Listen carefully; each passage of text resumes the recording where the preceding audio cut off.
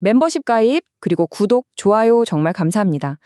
자, 이번에는요, 미국 이야기만 하는 게 아닙니다. 제가 그동안 DTCC를 집요하게 파헤치면서 미래금융의 진짜 병목이 블록체인 기술이 아니라 신원, 규제, 그리고 상호 운용성이라는 걸 계속 추적해 왔는데요.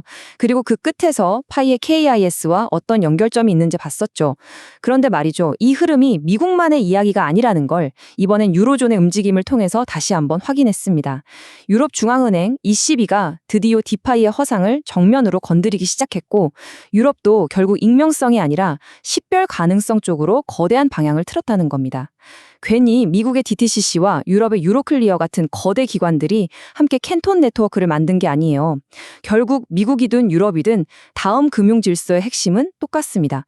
누가 더 탈중앙화된 것처럼 보이느냐의 싸움이 아니라 누가 규제와 시장이 원하는 검증된 참여자들의 기반을 먼저 장악하느냐의 싸움이라는 거죠. 그래서 오늘은 바로 그 유로존의 흐름까지 연결해서 왜 파이의 KIS가 더 이상 미국만의 이야기가 아닌지 그 큰 그림을 한번 정리해 보겠습니다. 자, 오늘 우리가 함께 떠나볼 여정의 지도입니다. 먼저 미국에서 유럽으로 시야를 넓혀서 지금 금융 시스템에 어떤 거대한 패턴이 나타나고 있는지 확인해 볼 거고요. 이어서 유럽 중앙은행, ECB가 디파이에 대해 어떤 본질적인 경고를 날렸는지 아직 깊이 파고들 겁니다. 그리고 유럽의 새로운 암호화폐 규제인 미카가 어떻게 익명성의 시대를 끝내고 있는지, 또 이 때문에 시장에는 어떤 새로운 병목 현상이 생기고 있는지도 분석해 볼 거고요. 그 다음 이 거대한 문제에 대해 파이 네트워크가 KAAS와 독특한 DX 모델로 어떤 해결책을 내놓고 있는지 알아보고, 마지막으로 왜 미래 금융의 핵심 인프라가 바로 신원 레일이 될 수밖에 없는지에 대한 결론으로 마무리하겠습니다. 자, 그럼 첫 번째 이야기부터 시작해 볼까요? 우리가 그동안 계속해서 미국의 금융 인프라 거인 DTCC를 중심으로 어떤 변화가 있는지 지켜봐 왔잖아요. 모든 금융 거래의 기반에 검증된 신원을 깔려는 움직임이었죠. 이제는 그 흐름이 미국뿐만 아니라 유럽에서도 똑같이, 아니 어쩌면 더 강력하게 나타나고 있다는 점을 확인하는 것부터 시작하려고 합니다. 이건 그냥 한 나라만의 특수한 현상이 아니라 전 세계 금융 시스템이 다음 단계로 재편되면서 나타나는 아주 공통된 패턴이라는 겁니다. 자, 이제 본격적으로 한번 깊이 들어가 보죠. 모든 이야기의 시작은요, 바로 유럽 중앙은행 ECB가 최근에 낸 아주 중요한 보고서 하나에서 출발합니다. 이 보고서는 디파이, 즉 탈중앙 금융이 그동안 내세워왔던 탈중앙화라는 멋진 가면 뒤에 숨겨진 진짜 모습에 대해 아주 날카롭고 본질적인 질문을 던지고 있거든요. 과연 그들이 본 디파이의 진짜 얼굴은 뭐였을까요? 야, 이 보고서 제목 자체가 사실 모든 걸 말해주고 있습니다. 누구를 규제할 것인가? 디파이 거버넌스 내부의 행위자 식별하기. 이 제목은 ECB의 핵심 관심사가 블록체인 기술이 아니라는 걸 명확하게 보여줘요. 그들은 프로토콜의 코드를 규제하려는 게 아닙니다. 그들은 이 시스템 뒤에서 실제로 결정을 내리고 방향을 정하고 또 이익을 얻는 실체, 그러니까 사람이나 조직을 찾아서 법적인 책임을 묻고 싶어 하는 겁니다. 규제의 칼날이 상하는 방향이 이제 코드가 아니라 그 뒤에 있는 사람을 향하고 있다는 거죠. 이 슬라이드가 ECB의 생각을 이해하는데 아주 중요합니다. 잘 보세요. ECB는 블록체인 기술 그 자체를 나쁘다고 하는 게 아니에요. 그들이 진짜 문제라고 지적하는 건 바로 이 세 가지가 위험하게 합쳐진 상태입니다. 첫째는요, 익명성이라는 커튼 뒤에 숨어서 소수에게만 집중된 막강한 권력. 둘째는 만약에 해킹이나 사기 같은 문제가 터졌을 때 도대체 누구한테 책임을 물어야 할지 알 수 없는 이 불분명한 책임 구조. 그리고 마지막으로 규제 당국이 감독하고 개입할 수 있는 명확한 지점, 그러니까 규제 앵커가 없다는 겁니다. 결국 이겁니다. 유럽의 금융수장들이 지금 들여다보고 있는 건 체인의 속도나 기술이 아니라 이 시스템의 진짜 지배 구조와 그 안에 숨겨진 신원의 문제입니다. 그리고 ECB의 이런 주장이 그냥 그럴 것이다 하는 추측이 아니에요. 바로 이 그래프가 데이터로 모든 걸 보여줍니다. ECB는 에이브, 메이커다오, 앰플포스, 유니스왑 같은 가장 대표적인 디파이 프로토콜들의 거버넌스 구조를 싹 다 분석했는데요. 그 결과가 정말 충격적입니다. 거의 모든 프로토콜에서 상위 100개의 지갑 주소가 전체 의결권, 즉 거버넌스 토큰의 80% 이상을 가지고 있다는 걸 밝혀냈습니다. 탈중앙이라는 말이 무색하게 실제 권력은 정말 극소수에 보이지 않는 손에 꽉 잡혀 있었다는 게 그냥 데이터로 딱 증명돼 버린 거죠. 그래서 우리는 지금 이 두 그림 사이에 엄청난 차이를 보고 있는 겁니다. 왼쪽은 우리가 늘 들어왔던 디파이의 아름다운 이야기죠. 리더도 없고 모두가 평등한 참여자로 이루어진 완전한 탈중앙 생태계라는 그런 이상적인 그림이요. 하지만 오른쪽 20위가 데이터로 까발린 현실은 완전히 정반대입니다. 실제로는 소수의 그것도 대부분 정체를 알 수 없는 익명의 행위자들에게 권력이 고도로 집중된 사실상 중앙화된 시스템이라는 겁니다. 이 둘의 이 엄청난 간극이 바로 규제가 파고드는 틈새입니다. 근데 문제가 여기서 끝이 아니에요. 단순히 토큰이 몇 명한테 쏠려 있다는 것보다 더 깊고 복잡한 문제가 숨어 있었습니다. 이 12 보고서는 델리게이트라고 불리는 구조를 지적하는데요. 이게 뭐냐면 다른 토큰 보유자들한테서 투표권을 위임받는 일종의 대리인 같은 겁니다. 수많은 개인 투자자들은 복잡한 거버넌스에 직접 참여하기 귀찮으니까 그냥 자기 투표권을 이런 전문적인 제3자에게 넘겨버리는 경우가 아주 많다는 거죠. 이 시비가 찾아낸 진짜 핵심 문제가 바로 이겁니다. 주요 디파이 프로토콜에서 가장 막강한 영향력을 행사하는 상위 투표자들이 대부분 토큰을 직접 많이 가진 사람들이 아니라 바로 이 델리게이트들이었다는 거예요.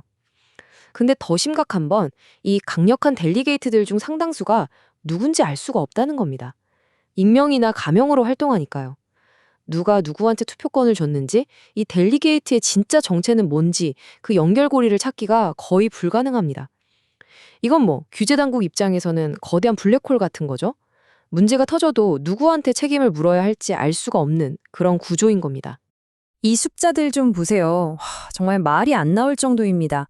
앰플포스 같은 경우는요, 상위 20명의 델리게이트가 전체 위임된 투표권의 무려 96%를 그냥 다 가져가요. 사실상 20명이 모든 걸 결정한다는 얘기죠. 메이커다오에서는 상위 10명이 66% 이상, 유니스왑에서는 상위 18명이 52% 이상을 통제합니다. 권력이 믿을 수 없을 정도로 중앙화되어 있는 겁니다. 겉으로는 수많은 사람들이 참여하는 탈중앙화 네트워크처럼 보이지만 실제 의사결정은 보이지 않는 극소수가 모든 걸 쥐고 흔들고 있었다는 명백한 증거입니다. 자, 그럼 이제 퍼즐의 다음 조각으로 넘어가 보죠. 바로 유럽의 역사적인 암호화폐 규제 법안, 미카입니다. 이건 그냥 법 조항 몇 개가 아니에요.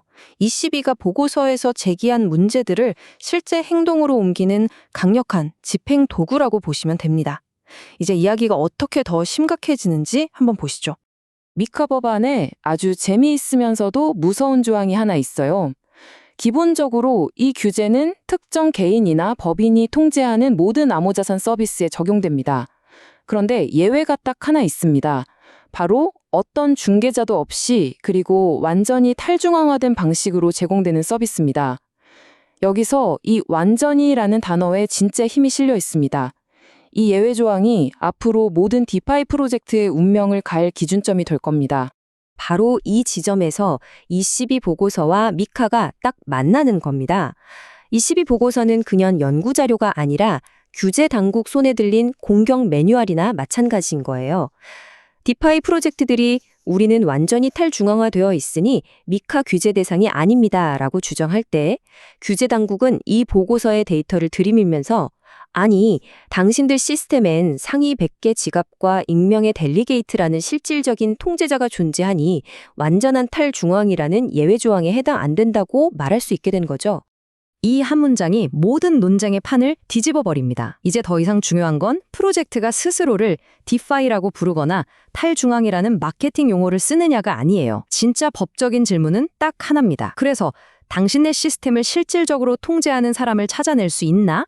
이게 바로 모든 걸 결정하는 현실적인 문제가 된 겁니다. 자, 이런 상황은 유로존에서 활동하는 모든 암호화폐 프로젝트들에게 거대한 전환점을 의미합니다. 이제 피할 수 없는 질문에 직면하게 된 거죠. 이 새로운 유럽의 규제 환경 속에서 살아남기 위한 가장 중요한 단 하나의 조건은 과연 무엇일까요? 그 해답은 더 빠른 블록체인? 더 효율적인 알고리즘? 아닙니다. 훨씬 더 근본적인 곳에 있어요. 이제 경쟁의 규칙이 바뀌었습니다. 게임의 이름은 더 이상 탈중앙화가 아니라 바로 식별 가능성입니다. 누가 진짜 참여자인지 증명할 수 있는 능력 말이죠. 네, 모든 것은 바로 이 한 단어, identifiability, 식별 가능성으로 귀결됩니다. 당신의 네트워크에 참여하는 사람이 누구인지, 그들이 진짜 개인인지, 합법적인 기업인지 증명할 수 있는 능력. 이것이 바로 미카와 같은 규제가 지배하는 시장에서 생존하고 성장하기 위한 새로운 핵심 열쇠가 된 겁니다. 이제 유럽 시장에서의 경쟁은 완전히 다른 국면으로 접어들었습니다. 누가 더 탈중앙화된 척하느냐를 두고 벌이는 이념 경쟁은 끝났어요. 이제는 누가 더 빠르고 효과적으로 이 생존 체크리스트를 실행하느냐의 경쟁입니다. 개인 사용자를 위한 강력한 KYC를 구현하고 기업 참여자를 위한 KYB를 도입해야 합니다. 또 국제 제재 리스트를 실시간으로 확인하고 다양한 규제 당국이 요구하는 형식에 맞춰 데이터를 제출할 수 있는 규제 친화적인 참여자 기반을 구축하는 경쟁이 시작된 거죠. 근데 이게 말처럼 쉬운 문제가 절대 아니죠. 수백만, 수천만 명의 전 세계 사용자를 대상으로 신원을 확인하는 시스템을 안전하게 그리고 웹3의 핵심인 비수탁 환경에 맞춰서 제공해야 하니까요. 그래서 시장에 거대한 병목 현상이 생기는 겁니다. 바로 전 세계적으로 쓸 수 있고 확장 가능하고 다른 서비스들이 쉽게 갖다 쓸 수 있는 웹3용 KYC, KYB API에 대한 수요가 폭발하는 거죠. 그리고 바로 이 지점에서 우리는 처음부터 이 거대한 문제에 대한 해결책을 염두에 두고 설계된 한 프로젝트를 보게 됩니다. 바로 검증된 참여자 레이어를 네트워크의 핵심 철학으로 삼고 시작한 프로젝트 말입니다. ECB가 그렇게 날카롭게 비판했던 기존 디파이 모델과 파이 네트워크의 모델을 나란히 놓고 보면 이 둘이 얼마나 다른 길을 걸어왔는지 한눈에 보입니다. 왼쪽은 익명성을 기반으로 하고 실질적인 통제자가 누군지 불분명하며 정체모를 델리게이트에게 권력이 쏠린 구조입니다. 반면에 오른쪽의 파이 모델은 신원 확인, 즉 KYC와 KYB를 참여를 위한 핵심 전제 조건으로 삼아서 책임 소재가 명확한 구조를 처음부터 지향합니다. 파이 네트워크는 아주 근본적인 설계상 선택을 했습니다. 바로 신원 확인 없이는 메인넷 생태계에 완전히 참여할 수 없다는 원칙이죠. KYC는 메인넷으로 가기 위한 필수 조건이고 채굴 보상을 포함한 모든 보상 역시 KYC 인증 상태와 강력하게 연결되어 있습니다. 개인뿐만 아니라 기업들도 KYP, 즉 사업자 인증을 통과해야만 메인넷 지갑을 받고 생태계에 참여할 수 있죠. 이건 네트워크 자체가 처음부터 실제 개인과 검증된 사업자라는 단단한 기반 위에 세워졌다는 걸 의미합니다. 그리고 이 규모가 그냥 상상 속의 이야기가 아니라는 게 중요합니다. 이건 미래에 대한 계획이 아니에요. 이미 1,900만 명 이상의 KYC 인증을 마친 실제 사용자들이 오픈 메인넷을 기다리고 있는 실존하는 거대한 네트워크에 대한 이야기입니다. 이 규모 자체가 하나의 강력한 인프라가 되는 거죠. 이제 파이 네트워크는 한 단계 더 나아가고 있습니다. 내부에서 필요해서 구축했던 이 강력한 신원 확인 인프라를 외부에도 서비스로 제공하겠다는 거예요. 바로 KYC AS, 즉 서비스형 KYC, KYC as a Service입니다. 내부용 솔루션을 이제 전 세계 다른 기업들이 사용할 수 있는 서비스로 만들겠다는 거죠. 이건 우리가 앞에서 봤던 시장의 병목 형상에 대한 아주 직접적인 대답입니다. 200개국 이상을 커버하는 글로벌 서비스, 수백만 명을 처리할 수 있는 확장성, 정확도를 높이기 위한 인공지능과 인간의 하이브리드 검증 방식, 그리고 규제가 요구하는 제재 목록 확인 기능과 다양한 규제 형식 지원까지 다른 웹3나 전통 기업들이 쉽게 통합할 수 있는 API 형태로 제공되는 이미 준비된 신원 인프라 레이어인 셈입니다. 여기서 정말 중요한 철학적 차이점이 있습니다. 파이는 사용자의 개인 데이터를 직접 제3자에게 파는 게 아니라 그 사람이 진짜 사람인지, 특정 요건을 만족하는지를 확인해주는 기술과 상품을 서비스로 제공하겠다고 명확히 했습니다. 이건 웹3 시대에 사용자의 데이터 주권을 침해하지 않으면서도 신원 확인이라는 어려운 규제 문제를 해결하려는 핵심적인 접근 방식입니다. 이런 신원 우선 철학은 단순히 사용자 확인에서 끝나지 않습니다. 이 철학은 파이 네트워크가 설계하고 있는 팔중앙화 거래소, 즉 파이 DX의 근본적인 구조에도 깊숙이 스며들어 있습니다. 생태계 경제의 중심지마저도 신원 기반으로 만들겠다는 거죠. 일반적인 DX에서는 누구나 아무 토큰이나 막 상장할 수 있어서 스캠과 투기가 넘쳐나죠. 하지만 파이DX는 큐레이션된 유동성 레일처럼 설계되었습니다. 파일 런치패드라는 시스템을 통해서 먼저 실제 작동하는 앱이나 유틸리티가 있는 제품 우선 프로젝트만 토큰을 출시할 수 있어요. 더 중요한 건 사용자들이 토큰을 사기 위해 낸 파이코인이 개발자 주머니로 가는 게 아니라 새로 만들어진 토큰을 위한 유동성 풀로 직접 들어간다는 점입니다. 이 구조는 파이DX가 처음부터 실제 사용성과 초기 유동성을 갖춘 건전한 토큰들로 채워지도록 하는 강력한 안전장치 역할을 합니다. 그러니까 목표 자체가 다른 겁니다. 왼쪽의 유니스왑 같은 무허가형 DX가 누구나 무엇이든 상장할 수 있는, 그래서 의미 없는 투기성 토큰이 넘쳐나기 쉬운 정글 같은 곳이라면, 오른쪽의 파이DX는 사용성에 의해 참여가 허가되고 런치패드를 통해 선별되는 잘 가꿔진 정원 같은 구조입니다. 투기적인 토큰의 홍수를 막고 생태계 전체의 퀄리티를 높게 유지하도록 설계된 거죠. 이건 무분별한 자유시장이 아니라 검증된 파이 생태계를 위한 안정적인 경제 철기를 놓겠다는 겁니다. 자, 이제 이 모든 조각들을 하나로 모아서 마지막으로 가장 중요한 결론을 내려보겠습니다.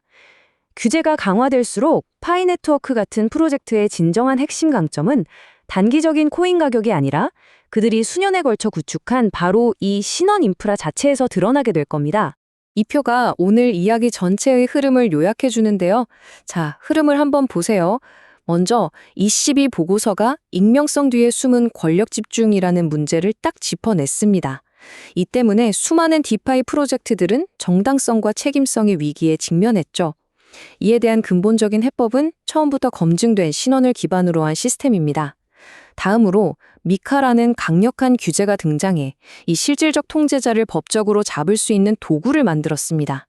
이건 암호화폐 기업들에게 대규모의 KYC, KYB 준수라는 거대한 숙제를 안겼고, 이에 대한 해결책이 바로 글로벌하고 확장 가능한 KAS API인 거죠. 마지막으로 유럽은 익명이고 책임지지 않는 시장을 싫어합니다. 시장은 품질이 보장된 신뢰할 수 있는 거래소를 필요로 하고, 제품 우선 프로젝트를 통해 건전한 토큰이 공급되는 큐레이션된 DX가 그 대안이 될 수 있는 겁니다. 이건 우리가 프로젝트를 보는 관점을 완전히 바꿔야 한다는 걸 의미해요. 미카가 지배하는 세상에서 가장 가치 있는 자산은 더 이상 특정 토큰이나 기술이 아닙니다. 진짜 자산은 바로 검증 가능하고 규제를 준수하며 전 세계적으로 확장 가능한 참여자들의 네트워크 그 자체입니다. 커뮤니티의 구조와 퀄리티 자체가 프로젝트의 핵심 가치가 되는 시대가 온 것입니다. 앞으로 진짜 가치의 폭발은 개별 코인의 가격 변동에서 오는 게 아니라 바로 이 신원 레일 자체의 가치에서 나올 겁니다. 이 시비와 같은 규제기관의 압박과 미카와 같은 법적 프레임워크가 강해질수록 당장 쓸 수 있는 글로벌 신원 확인 솔루션에 대한 수요는 기하급수적으로 늘어날 수밖에 없거든요. 그 레일을 제공하는 곳이 새로운 가치의 중심이 될 겁니다. 이것은 우리에게 미래에 대한 아주 도발적인 생각을 남깁니다. 어쩌면 미래금융의 진짜 운영체제는 블록체인 그 자체가 아닐지도 모릅니다. 진짜 운영체제는 바로 그 블록체인 위에서 모든 참여자의 신원을 확인하고 신뢰를 부여하는 신원 레이어가 될 겁니다. 그렇다면 남은 유일한 질문은 이것입니다. 과연 누가 그 중심에 서게 될까요? 시청해주셔서 감사합니다.